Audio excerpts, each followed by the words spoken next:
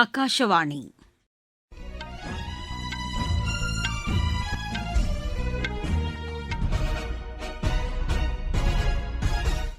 செய்திகள் வாசிப்பவர் சித்ரா பாலசுப்ரமணியன். தலைப்புச் செய்திகள்: பஹ்ரைன் மற்றும் சவுதி அரேபியாவில் உள்ள இந்தியர்களின் பாதுகாப்பை உறுதி செய்யுமாறு அந்நாட்டு தலைவர்களை பிரதமர் திரு நரேந்திர மோடி கேட்டுக் கொண்டுள்ளார். மேற்குவங்க மாநில மக்கள் ஆட்சி மாற்றத்தை விரும்புவதாக உள்துறை அமைச்சர் திரு அமித் ஷா தெரிவித்துள்ளார். கனடா பிரதமரின் இந்திய வருகை இரு நாடுகளுக்கு இடையேயான நல்லுறவுகளில் முக்கிய திருப்புமுனையாக அமைந்துள்ளது என மத்திய அரசு கூறியுள்ளது. ஜனநாயக பாரம்பரியத்தை பாதுகாப்பதில் இந்திய மக்களின் செயல்பாடுகளுக்கு ஐநா மனித உரிமைகளுக்கான தூதர் திரு ஓல்கர் டர்க் பாராட்டு தெரிவித்துள்ளார். டெசல்டார்ஃப் சர்வதேச டேபிள் டென்னிஸ் போட்டி இன்று தொடங்கியது. இனி விரிவான செய்திகள். பஹ்ரைன் மற்றும் சவுதி அரேபியாவில் உள்ள இந்தியர்களின் பாதுகாப்பை உறுதி செய்யுமாறு அந்நாட்டு தலைவர்களை பிரதமர் திரு நரேந்திர மோடி கேட்டுக் கொண்டுள்ளார். இதுகுறித்து அவர் தமது சமூக வலைதள பதிவில் மேற்காசியாவின் நிலைமை குறித்து சவுதி அரேபிய பிரதமரும் பட்டத்து இளவரசருமான முகமது பின் சல்மானுடன் தொலைபேசியில் பேசியதாகவும், இறையாண்மை மற்றும் பிராந்திய ஒருமைப்பாட்டை மீறி அந்நாட்டின் மீதான தாக்குதலுக்கு இந்தியாவின் கண்டனத்தை தெரிவித்ததாகவும் குறிப்பிட்டுள்ளார். வெகு விரைவில் அந்த பகுதியில் அமைதி மற்றும் ஸ்திரத்தன்மை ஏற்படுவதற்கு தாங்கள் ஒப்புக்கொண்டதாகவும், கடினமான தருணத்தில் இந்திய சமூகத்தினரின் பாதுகாப்பை உறுதி செய்திருப்பதற்காக நன்றி தெரிவித்துக் கொண்டதாகவும் பிரதமர் அதில் கூறியிருக்கிறார். பஹ்ரைன் மன்னர் திரு ஹமாத் பின் இசா அல் காலிஃபாவுடன் தாம் தொடர்பு கொண்டு பேசியதாகவும், அந்நாட்டின் மீதான தாக்குதலை தாம் கண்டித்ததாகவும் பிரதமர் குறிப்பிட்டுள்ளார். இந்த நேரத்தில் பஹ்ரைனுடன் இந்தியா ஒருங்கிணைந்து நிற்கும் என்றும், அங்குள்ள இந்தியர்களின் பாதுகாப்பை உறுதி செய்திருப்பதற்காக திரு ஹமாத் பின் இசா அல் காலிஃபாவுக்கு தாம் நன்றி தெரிவித்துக் கொண்டதாகவும் திரு நரேந்திர மோடி கூறியுள்ளார். இஸ்ரேல் ஈரான் இடையேயான போரை தொடர்ந்து அந்த நாடுகளில் வசிக்கும் இந்தியர்களை பாதுகாப்புடன் மீட்டு வருவது குறித்து மத்திய அரசு தீவிரமாக ஆலோசித்து வருகிறது என மத்திய அமைச்சர் திரு கிரண் ரிஜிஜூ தெரிவித்துள்ளார். இமாச்சல பிரதேச மாநிலம் காங்க்ராவில் இன்று செய்தியாளர்களிடம் பேசிய அவர், பல்வேறு நாடுகளிலும் உள்ள தூதரகங்கள் வாயிலாக இந்தியர்களை மீட்க ஒருங்கிணைந்த நடவடிக்கைகள் எடுக்கப்படுவதாக கூறினார். மேற்குவங்க மக்கள் தற்போது மாற்றத்தை விரும்புவதாக மத்திய உள்துறை அமைச்சர் திரு அமித் ஷா தெரிவித்துள்ளார். தெற்கு 24 பர்கானாஸ் மாவட்டம் ரெய்டுகி என்ற இடத்தில் பிஜேபியின் பிரச்சார யாத்திரையை தொடங்கி வைத்து பேசிய அவர், மாநிலத்தில் ஆளும் திரிணாமுல் காங்கிரஸ் கட்சியின் மோசமான ஆட்சியால் மக்கள் துயரத்தில் இருப்பதாக குறிப்பிட்டார். முதலமைச்சர் செல்வி மம்தா பானர்ஜி வாரிசு அரசியலை முன்னெடுத்துள்ளதாக குற்றம் சாட்டிய அமித் ஷா, அடுத்த முதலமைச்சராக அபிஷேக் பானர்ஜியை நியமிக்க முயற்சிப்பதாகவும் கூறினார். மேற்கு வங்கத்தில் சட்டவிரோத குடியேற்றம் குறித்து ஏற்கனவே பிஜேபி கவலை தெரிவித்திருப்பதாகவும், ஊடுருவல்காரர்களை நாட்டிலிருந்து அப்புறப்படுத்த உறுதி பூண்டிருப்பதாகவும் திரு அமித் ஷா கூறினார். ஆசிய கட்டமைப்பு முதலீட்டு வங்கியின் உறுப்பு நாடுகள் தங்களின் முதலீடுகளை அதிகரிக்க வேண்டியதன் அவசியத்தை நிதியமைச்சர் திருமதி நிர்மலா சீதாராமன் வலியுறுத்தியுள்ளார். புதுதில்லியில் இன்று அந்த வங்கியின் தலைவர் திரு ஜோ ஜியாயை சந்தித்தபோது நிதியமைச்சர் இதனை தெரிவித்ததாக நிதியமைச்சகத்தின் சமூக வலைதள பதிவில் தெரிவிக்கப்பட்டுள்ளது. இந்தியாவுக்கும் ஆசிய கட்டமைப்பு முதலீட்டு வங்கிக்கும் இடையேயான உறவுகளை வலுப்படுத்துவது குறித்தும், இந்திய உள்கட்டமைப்பு துறையில் அதிகரித்து வரும் சேவைகளை இணைந்து செயல்படுத்துவதன் முக்கியத்துவம் குறித்தும் அப்போது நிதியமைச்சர் ஆலோசனை நடத்தியதாகவும் அதில் மேலும் கூறப்பட்டுள்ளது. வரும் நிதியாண்டிற்கான பட்ஜெட்டின் அடிப்படையில் கட்டமைப்புக்கு முன்னிலை அளிக்கக்கூடிய வளர்ச்சியின் முக்கியத்துவத்தை திருமதி நிர்மலா சீதாராமன் எடுத்துரைத்ததாகவும் அதில் தெரிவிக்கப்பட்டுள்ளது. நீங்கள் கேட்டுக்கொண்டிருப்பது ஆகாஷவாணியின் செய்தி அறிக்கை. மக்கள் போற்றும் மத்திய பட்ஜெட். தமிழகத்தின் ரயில் மேம்பாட்டு திட்டங்களுக்கு 7611 கோடி ரூபாய் நிதி ஒதுக்கீடு. சென்னையிலிருந்து ஹைதராபாத் மற்றும் பெங்களூருவுக்கு புல்லட் ரயில் வழித்தடம். தென்னை விவசாயிகளுக்கான ஊக்குவிப்பு திட்டம். ஆதிச்சநல்லூரில் சர்வதேச தரத்திலான கலாச்சார மையம். பொதிகை மலையில் மலையேற்றத்திற்கான வழித்தடம். பழவேற்காடு ஏரியில் பறவைகள் காட்சி மையம். மாவட்டம் தோறும் மகளிர் விடுதிகள். தமிழகம் மட்டுமின்றி நாடே போற்றும் மத்திய பட்ஜெட்.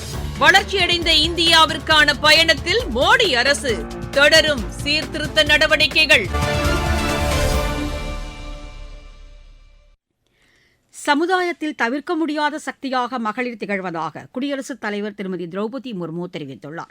தலைநகர் தில்லியில் மாநில அரசின் சார்பில் பெண்களுக்கான இலவச எரிவாயு சிலிண்டர் திட்டம் உள்ளிட்ட 4 திட்டங்களை தொடங்கி வைத்து அவர் பேசினார். நாகரிகம் அடைந்த ஒரு நாட்டின் உண்மையான அடையாளம் என்றால் அது மகளிருக்கு மரியாதையும் அதிகாரமும் அளிப்பதுதான் என்று அவர் குறிப்பிட்டார். பிரதமரின் இலவச எரிவாயு வழங்கும் திட்டம், பெண் குழந்தைகளை காப்போம் அவர்களுக்கு கற்பிப்போம் போன்ற திட்டங்களால் மகளிருக்கு அதிகாரம் அளிக்கும் வகையில் மத்திய அரசு செயல்படுவதாகவும் அவர் தெரிவித்தார். தற்போது தில்லி அரசின் புதிய திட்டங்களால் தலைநகரில் மகளிர் நம்பிக்கையுடன் செயலாற்றி புதிய உச்சத்தை எட்டுவார்கள் என்றும் திருமதி திரௌபதி முர்மு நம்பிக்கை தெரிவித்தார்.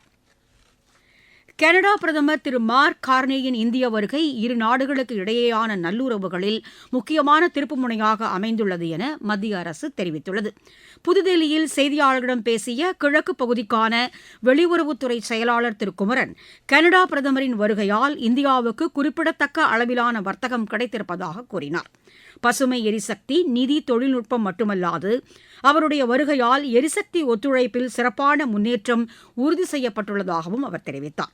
இரு நாடுகளுக்கு இடையேயான ஒருங்கிணைந்த பொருளாதார பங்களிப்பு ஒப்பந்த பேச்சுவார்த்தையை விரைவாக முடிக்க வேண்டியதன் அவசியத்தை கனடா பிரதமர் வலியுறுத்தியதாகவும் திரு குமரன் குறிப்பிட்டார். வரும் 2030ஆம் ஆண்டுக்குள் நாட்டின் தளவாட போக்குவரத்து செலவினத்தை 10% குறைவாக கட்டுப்படுத்த அரசு திட்டமிட்டிருப்பதாக மத்திய நுகர்வோர் விவகாரங்கள் துறை அமைச்சர் திரு பிரகலாத் ஜோஷி தெரிவித்துள்ளார். மத்திய தானிய கிடங்கு கழகத்தின் 70வது ஆண்டு தினத்தையொட்டி புதுதில்லியில் நடைபெற்ற நிகழ்ச்சியில் பேசிய அவர், நாட்டின் வளர்ச்சியில் தளவாட போக்குவரத்து தொழில் முக்கிய பங்கு வகிப்பதாக தெரிவித்தார். இந்திய தானிய கிடங்கு சந்தையானது ஆண்டுக்கு 15% அளவிற்கு வளர்ச்சியடைந்து வரும் 2027ஆம் ஆண்டுக்குள் சுமார் 32 லட்சம் கோடி ரூபாயை எட்டும் என்றும் அவர் குறிப்பிட்டார். மின்னணு சந்தை, திட்டமிடப்பட்ட சில்லறை விற்பனை, ரயில்வே கட்டமைப்பின் விரைவான விரிவாக்கத்தின் மூலம் இந்த வளர்ச்சி எட்டப்படும் என்றும் திரு ஜோஷி தெரிவித்தார். ஜனநாயக பாரம்பரியத்தையும் சிறுபான்மையினரின் உரிமைகளையும் பாதுகாப்பதில் இந்திய மக்களின் துடிப்பான செயல்பாடு பாராட்டுக்குரியது என்ற ஐநா மனித உரிமைகளுக்கான தூதர் திரு ஓல்கர் டக் தெரிவித்துள்ளார். ஜெனீவாவில் நடைபெற்ற மனித உரிமைகள் கவுன்சில் மாநாடு தொடர்பாக அவர் வெளியிட்டுள்ள அறிக்கையில், பாகிஸ்தான் மற்றும் சீனாவில் நிலவும் மனித உரிமைகள் கவலை அளிக்கக்கூடியதாக உள்ளது என கூறியிருக்கிறார். அண்மையில் தாம் இந்தியா சென்றிருந்தபோது மக்களிடையே காணப்பட்ட துடிப்புமிக்க செயல்பாடுகளால் கவரப்பட்டதாகவும் அவர் அதில் குறிப்பிட்டுள்ளார்.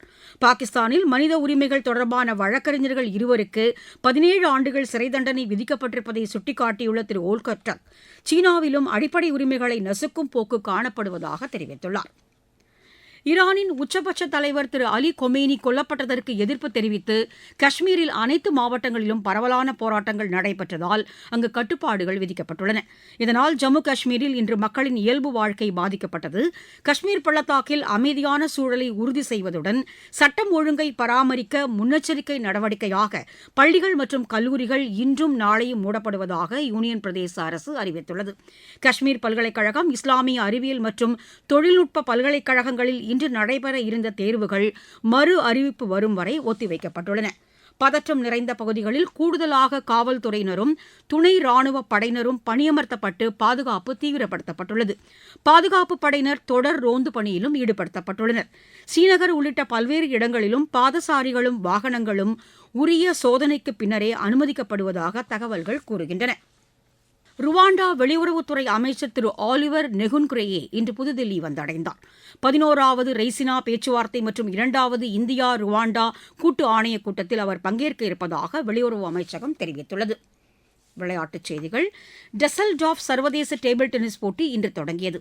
இந்தியாவின் சார்பில் ஹர்மீத் தேசாய், யசஸ்வினி கோர்படே உள்ளிட்டோர் இதில் பங்கேற்றுள்ளனர். நெதர்லாந்து சர்வதேச ஜூனியர் பேட்மிண்டன் போட்டியில் இந்தியாவின் ஷாய்னா மானிமுத்து வெண்கலப் பதக்கம் வென்றார். மகளிர் ஒற்றையர் பிரிவில் அவர் இப்பதக்கத்தை கைப்பற்றினார். கல்புராகி சர்வதேச டென்னிஸ் போட்டியில் இந்தியாவின் சந்தீப் சிங் ராவ் பிரதான சுற்றுக்கு முன்னேறியிருக்கிறார். மீண்டும் தலைப்புச் செய்திகள். பஹ்ரைன் மற்றும் சவுதி அரேபியாவில் உள்ள இந்தியர்களின் பாதுகாப்பை உறுதி செய்யுமாறு அந்நாட்டு தலைவர்களை பிரதமர் திரு நரேந்திர மோடி கேட்டுக் கொண்டுள்ளார். மேற்குவங்க மாநில மக்கள் ஆட்சி மாற்றத்தை விரும்புவதாக உள்துறை அமைச்சர் திரு அமித் ஷா தெரிவித்துள்ளார். கனடா பிரதமரின் இந்திய வருகை இரு நாடுகளுக்கு இடையேயான நல்லுறவுகளில் முக்கிய திருப்புமுனையாக அமைந்துள்ளது என மத்திய அரசு கூறியுள்ளது. ஜனநாயக பாரம்பரியத்தை பாதுகாப்பதில் இந்திய மக்களின் செயல்பாடுகளுக்கு ஐநா மனித உரிமைகளுக்கான தூதர் திரு ஓல்கர் டக் பாராட்டு தெரிவித்துள்ளார். டெசல்டார்ஃப் சர்வதேச டேபிள் டென்னிஸ் போட்டி இன்று தொடங்கியது. செய்தி அறிக்கை நிறைவு பெற்றது.